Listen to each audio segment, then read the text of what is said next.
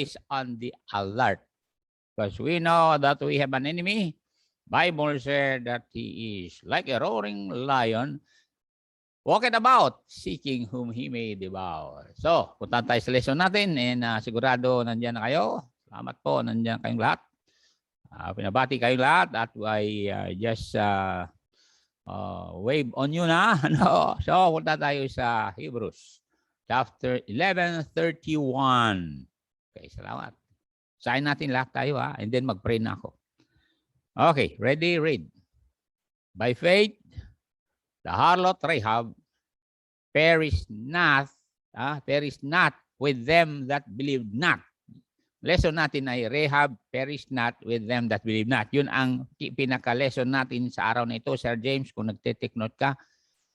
Sabi niya, when she had received the spice with peace. Ulitin natin. Ready, read.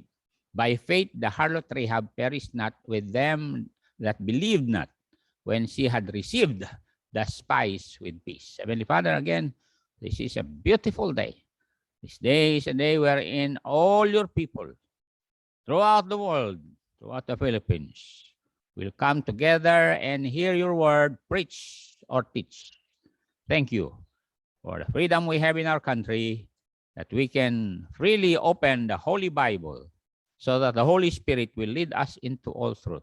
Today, as we bring this message of Father throughout the world, through Facebook, through YouTube, and even our local television, bless Lord according to your word, so that all the hindrances will be removed, especially these viruses. Thank you for removing these viruses, because many people here in our place are praying, because every time we give them literature, we ask them to pray. And thank God, because they obeyed, and therefore you said that if your people will humble themselves and pray, seek your face, turn from their wicked ways, then you will hear from heaven and you will heal our land. Thank you also for healing your people and all those requests that was given to us, and we did bring it to you.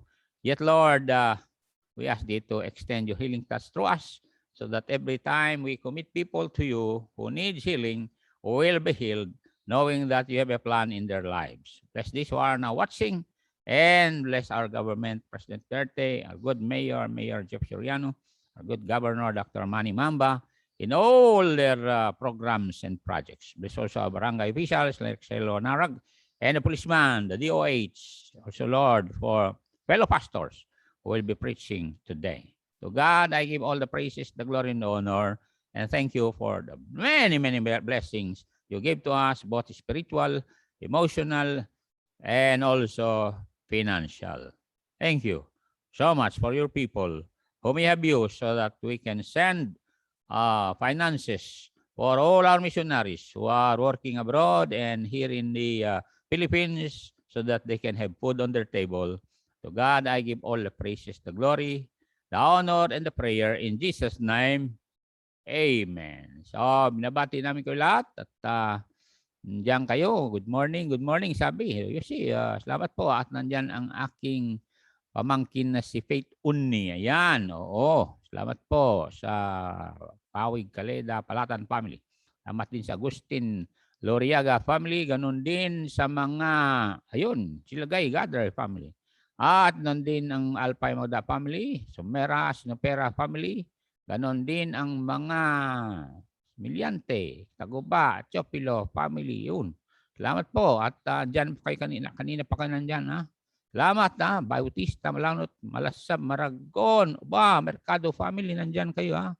O nandyan din ang mga Mamoyong family. Salamat po. Yan. Salamat ng marami. O nandyan din ang Makutay family. Nandyan si Ali, Muhammad, hindi pa. Nandyan na kayo. Salamat. At nandyan din La Porga, Bangalan, family. O nandyan mga Balunos family. Salamat sa mga Yadaw, ha. Alam niyo mga kapatid, pasalamat tayo na open pa tayo sa Pilipinas na ito. Ang Philippines talaga pinagpala ng Diyos yan. You know why? Because kaibigan ng Pilipinas ang Israel. So yan, mga kasama. So nandyan si Brother James Jang Lasam. Good morning. With Michelle, Star, and Sky. Oo, tama. Salamat po. Ganda na. Yan, oh. Salamat po, ah. Alam mo yung itong si Johnny Agustin Loriaga, taga Sulana ito. Ini-encourage nga pupunta yan sa Gado, eh. Anyway, nandito na tayo sa Hebrews. Ang pag-aralan natin ngayon ay yung sinabi niya, Rahab perished not.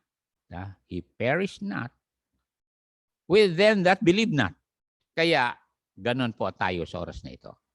Ikaw at ako, dahil one day, meron nagsakripisyo na nag-preach para sa atin, nakinig tayo, nagpakumbaba tayo, nagsisi tayo, tinalikuran natin ang ating pinagkakatiwalaan makapagligtas sa atin at tinanggap natin yung makapangyarihang tagapagligtas, si Lord Jesus Christ. Ganyan pa rin ang lesson hanggang ngayon, that people must repent and accept the Savior. Bakit, Pastor, palagi mo sinasabi, accept the Savior, receive the Savior? Sabi ko nga sa inyo, hindi ako nagupitan at hindi ako gwapo sa araw na ito. Kung hindi ko tinanggap yung alok ng barbershop na you can now you can now have your hair cut because there's no more COVID. Kaya pasok ako, kinupitan ako. Sabi nung barbero, Opo ako. Yuko ako. Mahaba yung kilay mo. Saan mo, sabi ko. Salamat po sa mga ulwan. Kasi pag family. Okay. Ganon ang salvation. So, when you humble yourself, yun naman ang sinabi ng Luke 18, di ba? When the publican who is a great sinner, sabi nga ng Bible, great sinner talaga kasi mandaraya yun. Taga-BIR yun. When he humble himself. Kasi nung sabi ni Lord Jesus Christ kanya sa chaos, baba ka dyan. Bumaba, you see. So kung bababa lang ang tao sa kanyang pride, ay sigurado na siya'y tanggapin ng Panginoon. Kaya nga hindi tinanggap ng Panginoon yung mga Pharisees at Sadducees at mga, pakinggan nyo ito, at mga Herodians, gano'n. Dahil pagdating ng mga wise men sa Jerusalem at sabi nila, where is he that is born King of the Jews? Sabi na, meron ba? Hindi sila na Pascual Walubal. Alay nangyari yung kasama. Sabi ng mga wise men, saan ba talaga? Inipo ni Herod yung mga scribes. Tinignan nila sa record. Nakita sa Isaiah, Micah 5:2, nasa Bethlehem. So ang ginawa ng mga wise men, sabi na punta kami sa Bethlehem. Itong mga tao na mismo nakahawak ng document, dapat sumama na sila. But because of pride and because they have sins that they don't want to repent. Yan. Lalo na si Herod. Inagaw niya yung asawa ni Philip. Kaya nga nagalit si John the Baptist. Sabi niya, Herod, ikaw baptist ako, sabi ni John the Baptist. Bawal na kunin mo ang asawa ng kapatid mo. Galit si Herod. Pero sabi ni Herod, pagdudurugin ako ng taong bayan kung patay ko si John the Baptist. Dumating oras na yung kabit ni Herod, sabi niya sa anak niya, sayaw ka nga sa harapan ni Herod. At pag sabi ni Herod na, anong hingin mo? Sabi mo yung ulo ni John the Baptist. Doon mong kasama. So, tayo na nagtuturo, we may lose our head. Pero, let us not lose our heart for souls. Narinig nyo? Ganon yan. Bakit sinasabi ko palagi, tanggapin nyo si Jesus? Dahil sa verse na ito. John 13:20. Na natin to. Mga kasama, please lang. Mga kababayan. Kaya, pag-pray natin ng RBC, sila Sir Rodel, Sir Sabi, Sir Jojo, Sir Nicole, at Ma'am Sara, at mga staff, na palagi lang ipalabas basta yung date, katulad ng Saturday, Sunday, para ang mga kababayan natin ay tanggapin si Jesus. Because of this verse, let us now read that together. Ready, read. Verily, or truly, Verily, verily, I say unto you, he that receiveth whomsoever I send, received me, and he that received me, received him that sent me. Kaya kung tinanggap mo si Jesus, sapagkat sabi nga ng Bible, God was in Christ reconciling the world unto himself. Pakinggan muna natin bago ko tignan itong awit na ito na nakakangilabot tong awit na ito. Can it be? And can it be? Okay. Or if when we were enemies, we were reconciled to God by the death of His Son, much more being reconciled, we shall be saved by His life.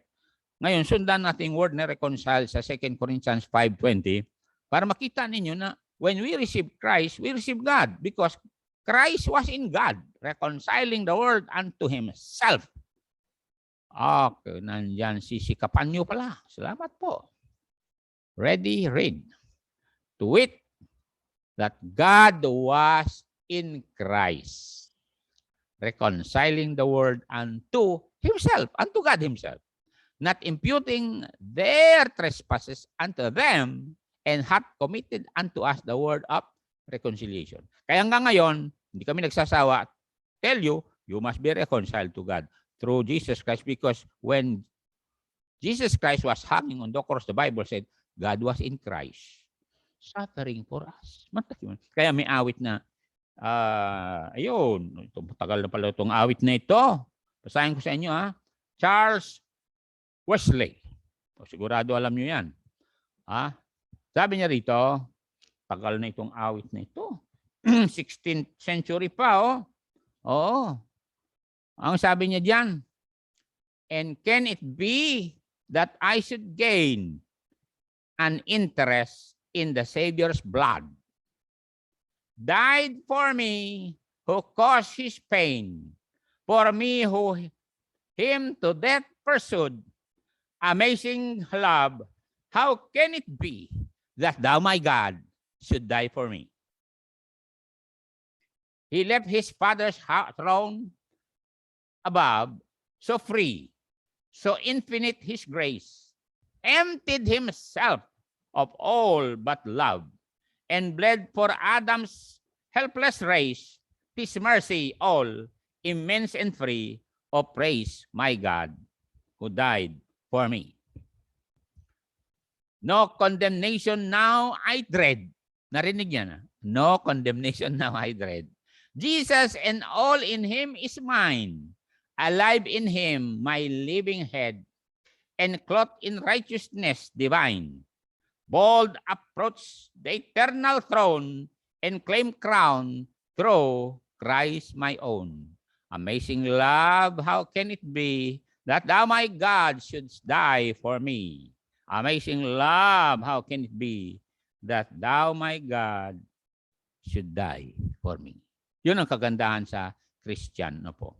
Alam nyo sa Mohammedanism, katulad mga Taliban, they die for their God. Tayo naman, our God died for us. Ito yan. Kaya nga, sabi niya rito, pakinggan nyo ito, Galatians 2:20.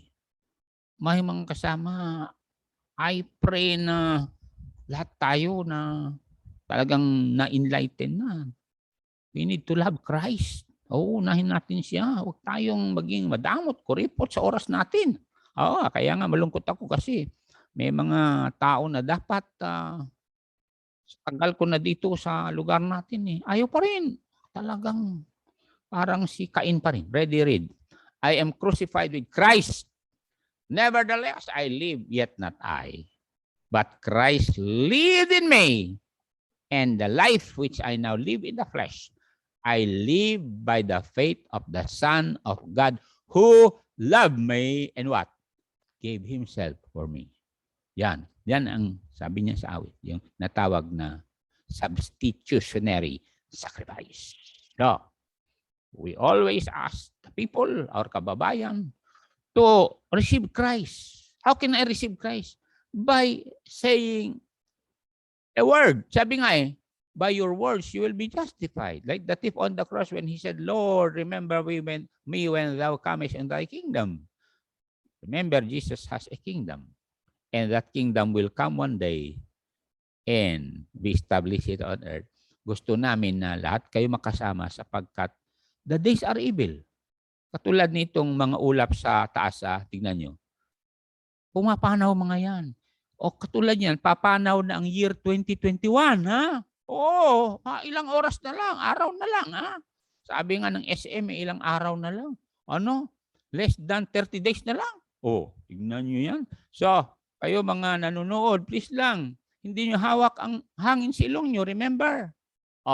Binigyan na kayo ng Diyos ng grace period to repent and accept Jesus, the Son of God.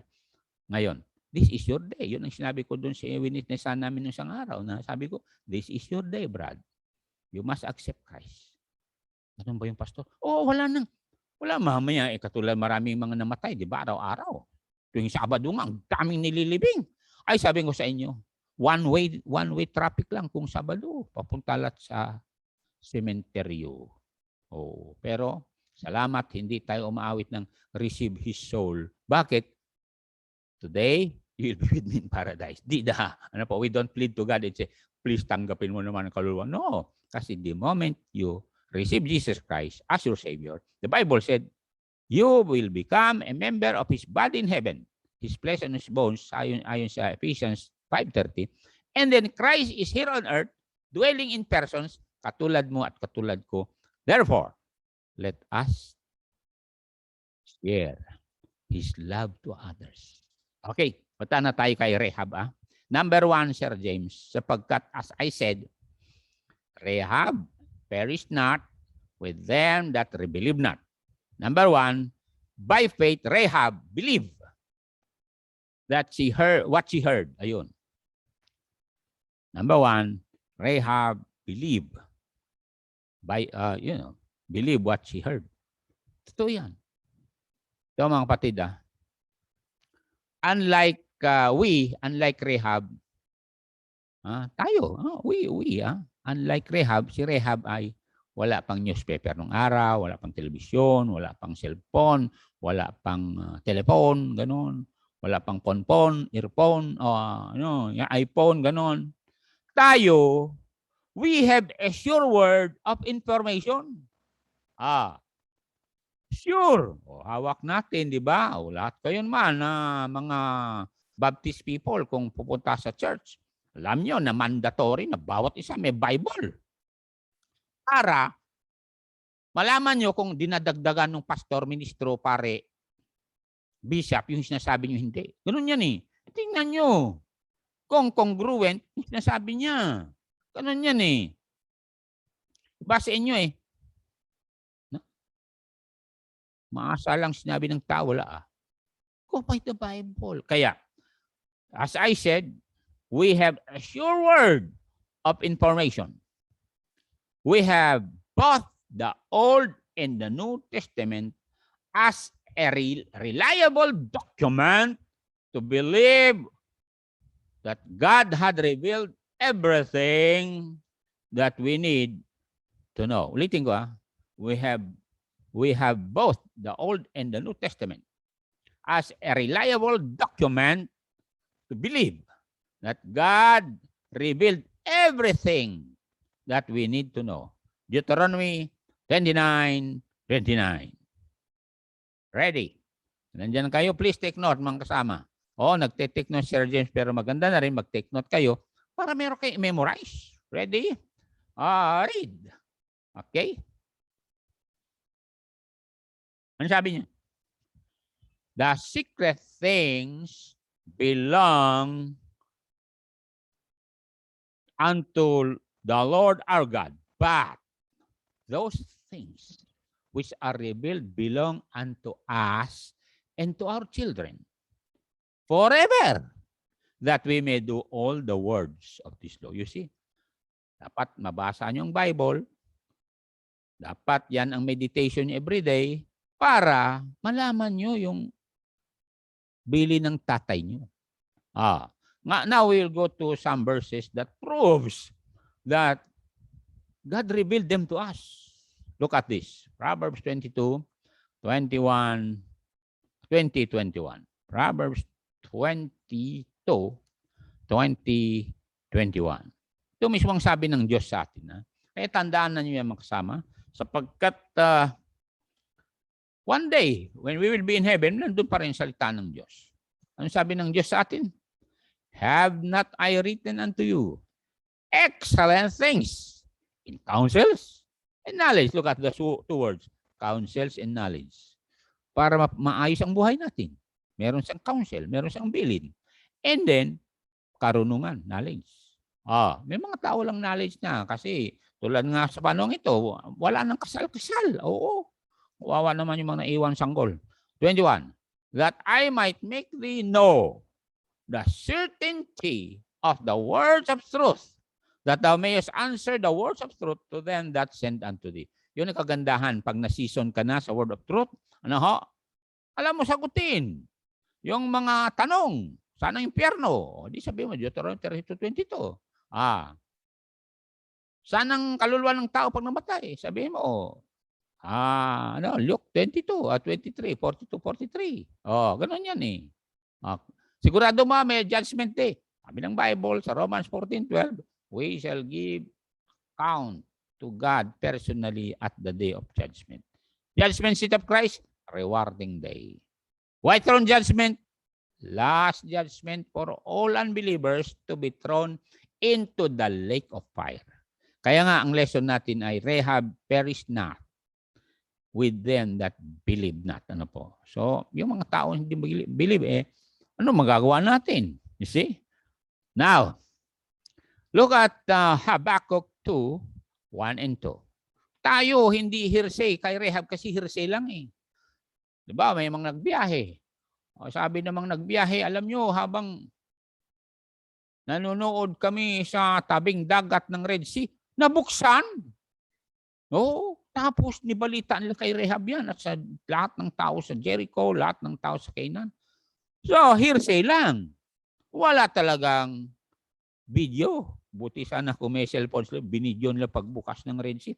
Wala. Basta sinabi nila, pagkatapos yung mga shepherds, lahat sila, yun iso, nagsabi, nakita talaga namin na nabuksan. Tapos nakita namin, dumaan yung mga Israelites. Nakita din namin, bumalik yung dagat sa mga Armenipero.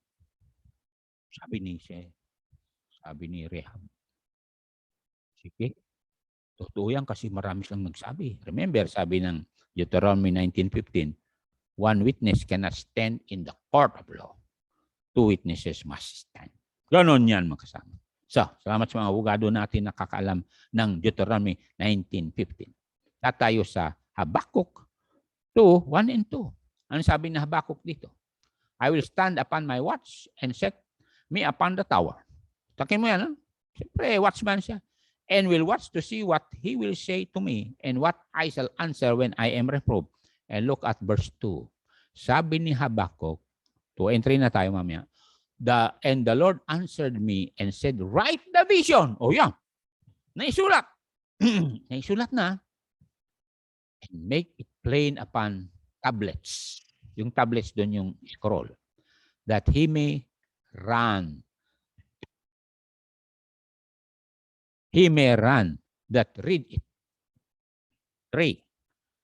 For the vision is yet for an appointed time. Sa panahon natin, you know why? But at the end, it shall speak and not lie. Though it tarry, wait for it, because it will surely come. It will not tarry. Ito na nga nangyari ngayon. As I said, European Union is now a world power that can say to China, don't attack Taiwan.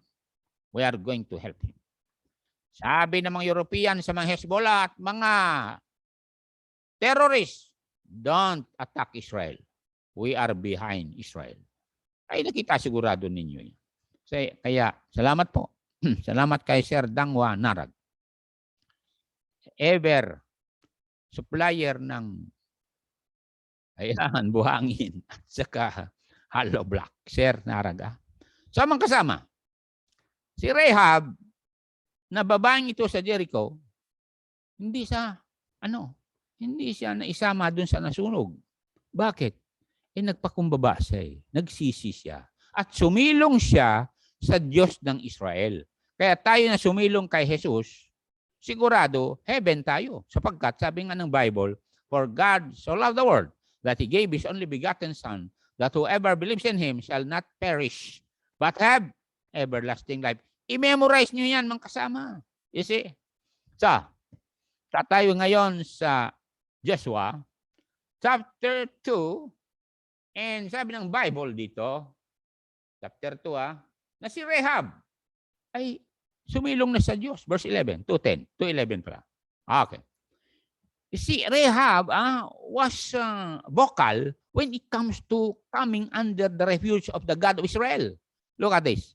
And as soon as we heard these things, heard lang, our hearts did melt.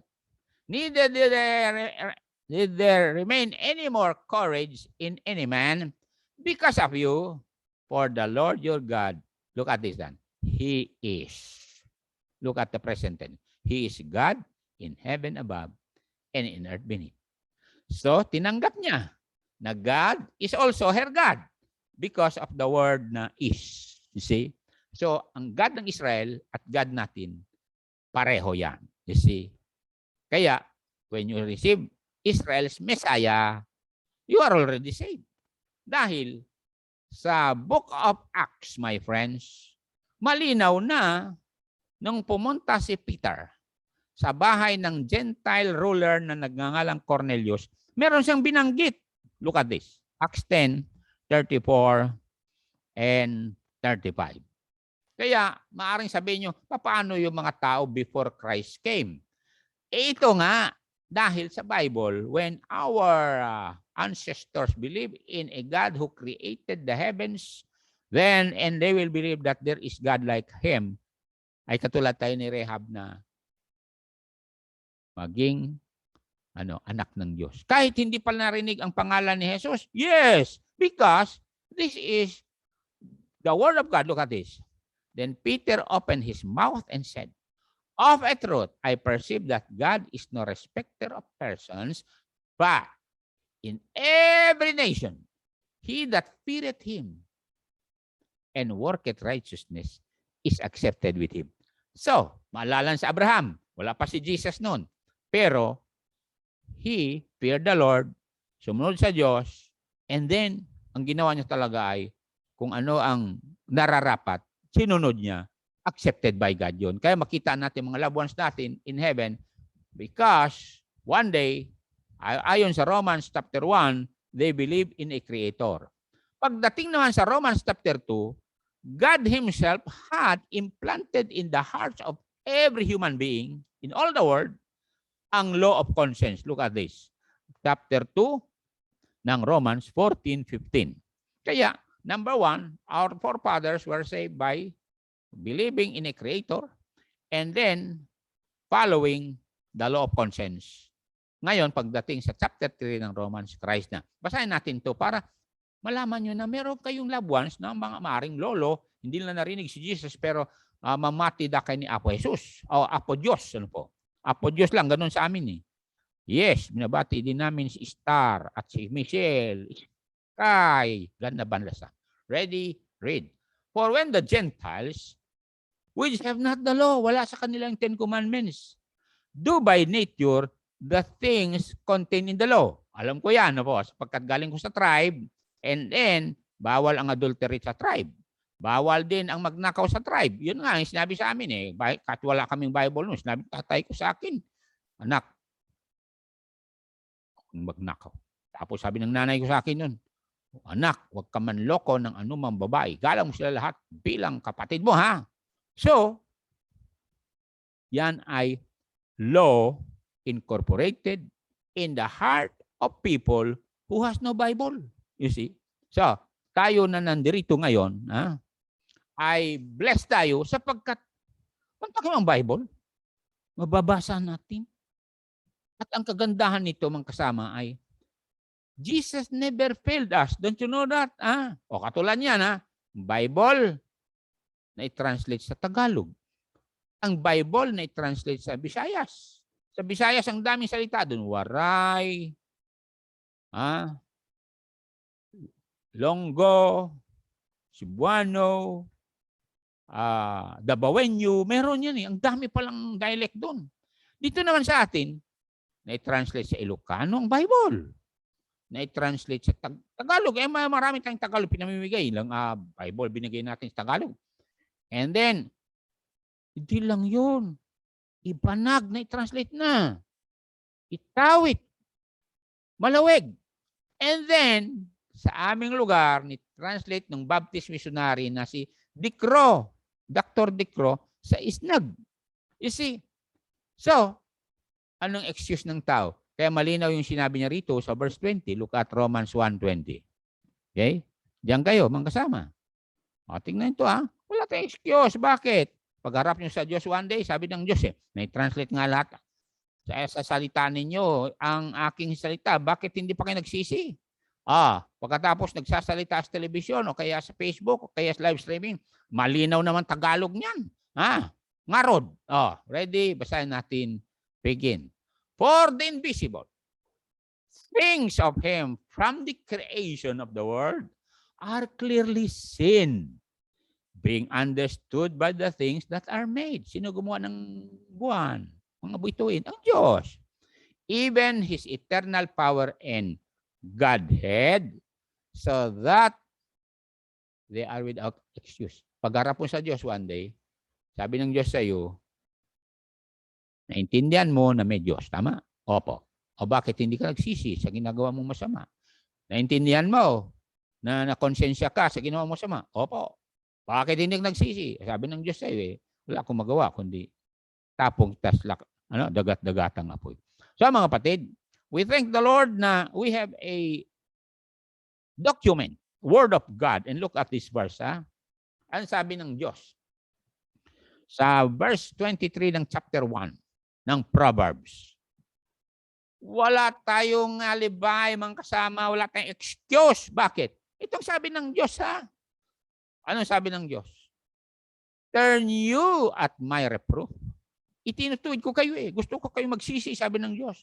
Behold, I will pour out my spirit unto you. Mantakin mo Talagang ipapaliwanag ng Holy Spirit sa iyo na ikaw ay sinner ng ilangan ng Savior.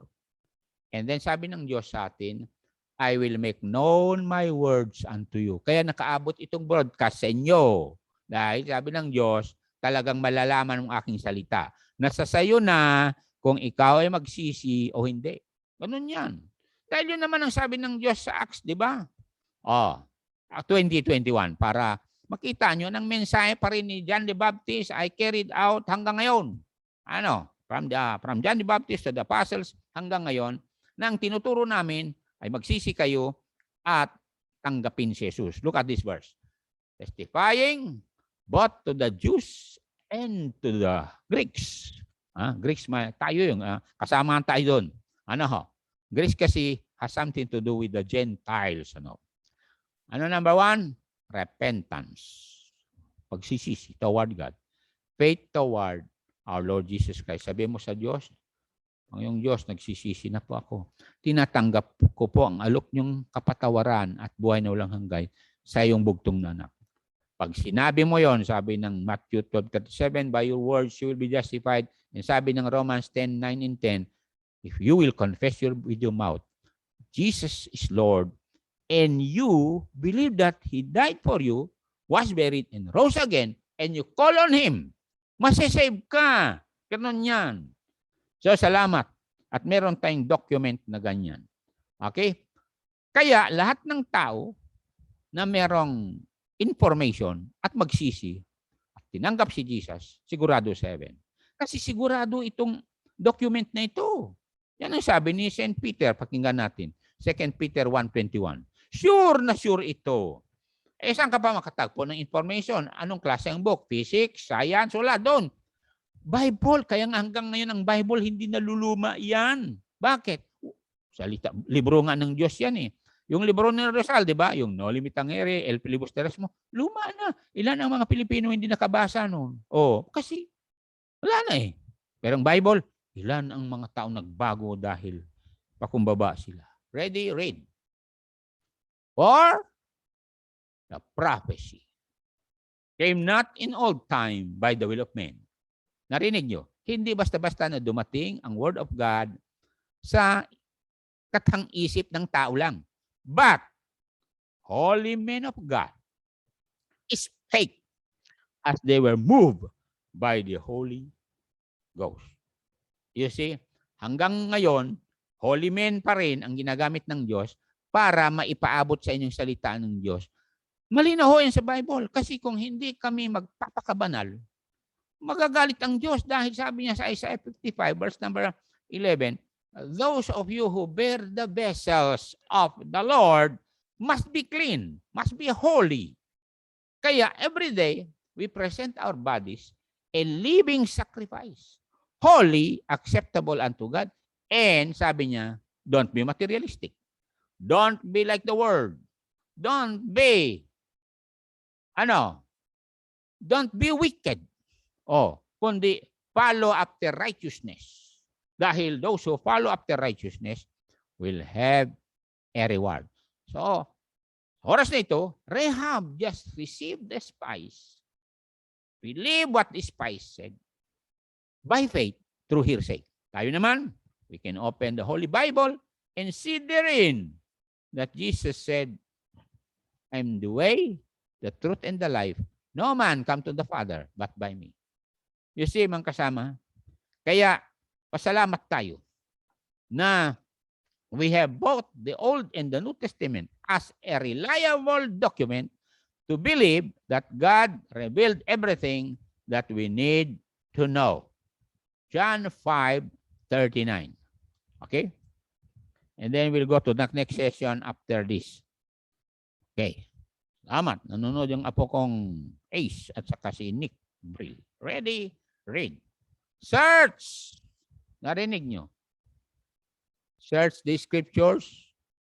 Pwede ba para hindi kayo lukuhin ng mga ibang tao? Search the scriptures. For in them you think you have eternal life, and they are they which testify of me. You search the scriptures. O katulad nito, I want you to take note sa mga verses na dapat yung kukunin, tulad ng Psalms 1 verse 1 to 3.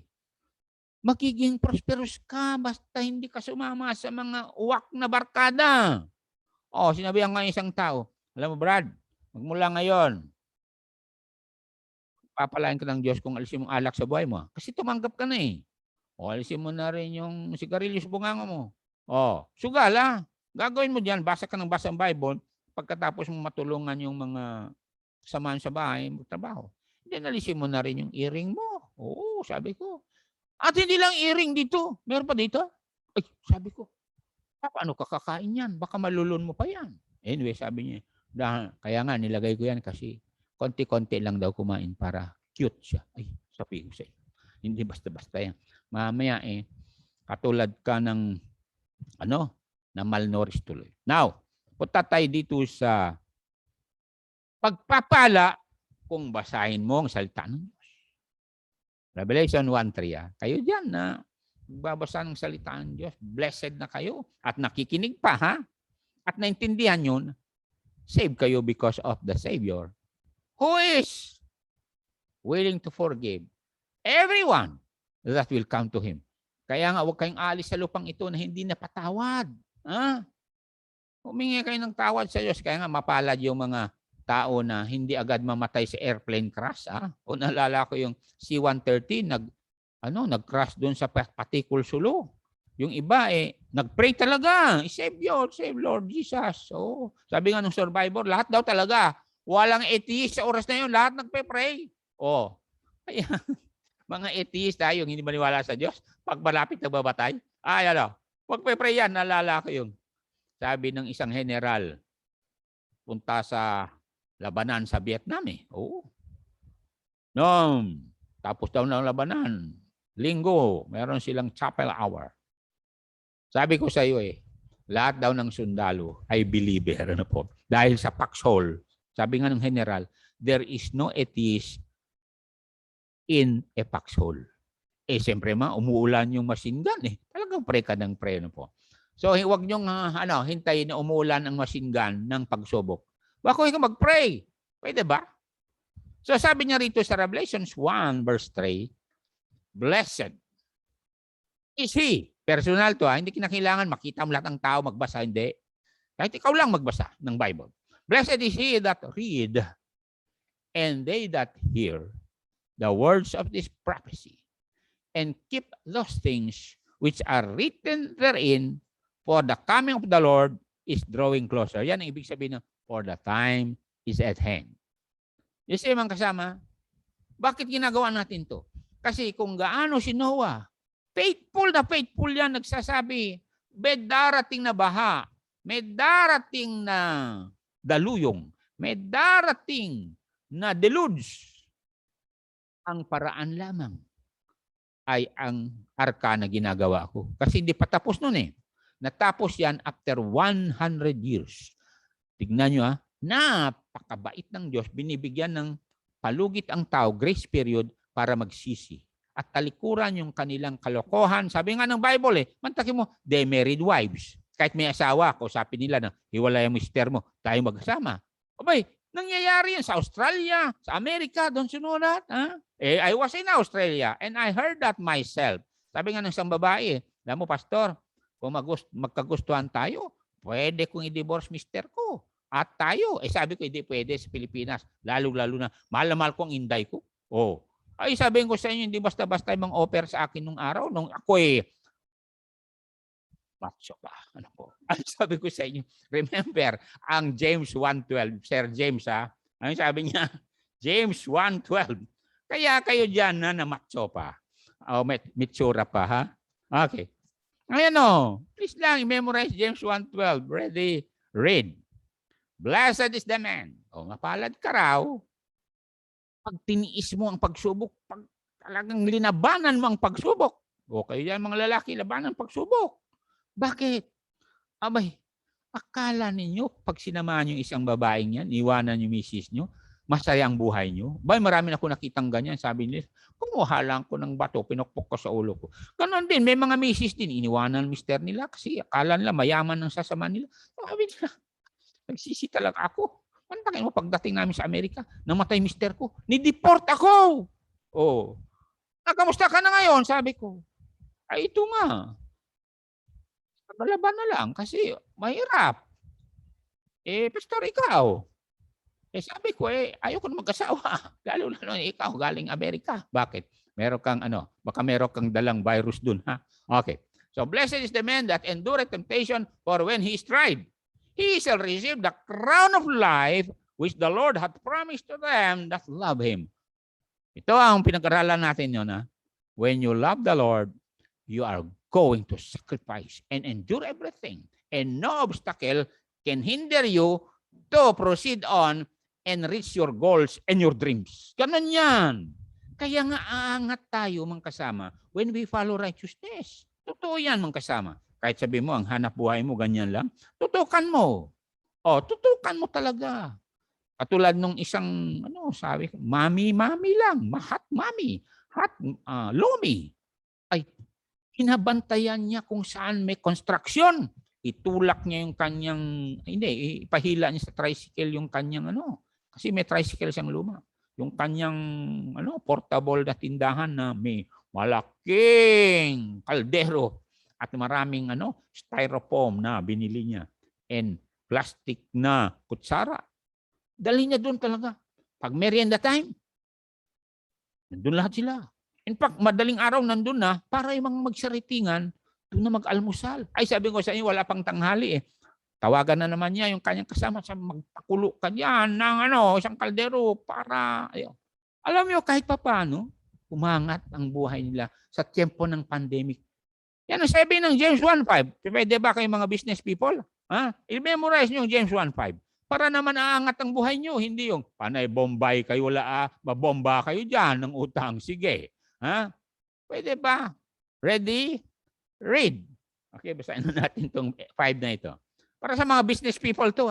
Kahit sa amin mga pastor, bakit umangat ang buhay namin dito? It's because, sabi niya rito, if any of you, lack wisdom, let him ask of God that giveth to all men liberally. Kasali kayong all, and upbraid it not. Wag kang magsabi na, hindi ko alam. Don't ever say that. And it shall be given him. Kasi matuto ka niyan. Ay, yung nga karpintero na pastor ang alam na niya maglagari nung araw. Ngayon meron na siyang cutter sa bakal. Oo, meron na siyang welding. Ay, sabihin ko sa inyo, kaya tumaas din ang kanyang value. Oo, dati-dati nung araw, magtrabaho yan dito Kasi alam lang niya magpala, ganun, mag-cut ng 300 pesos. Ngayon, more than 600 pesos a day na. Oo, mas malaki pa kung nag-construct, di ba, Brother June? Ayo, kay Brother June, Sister Tess, at may naabot tuloy sa kapitbahay doon sa Bagong Bayan dahil sa kanila. You see, God can use us. Kaya, ask wisdom. Kasi wisdom is the principal thing. Yan, hindi kapantayan ng pera, ginto, pilak, or rubies. Because when you have that, you can go anywhere and become a vessel for the Lord Jesus Christ. Heavenly Father, thank you again for giving us privilege of sharing to the world that we must believe like Rahab so that we will not be included when destruction will come from God Almighty.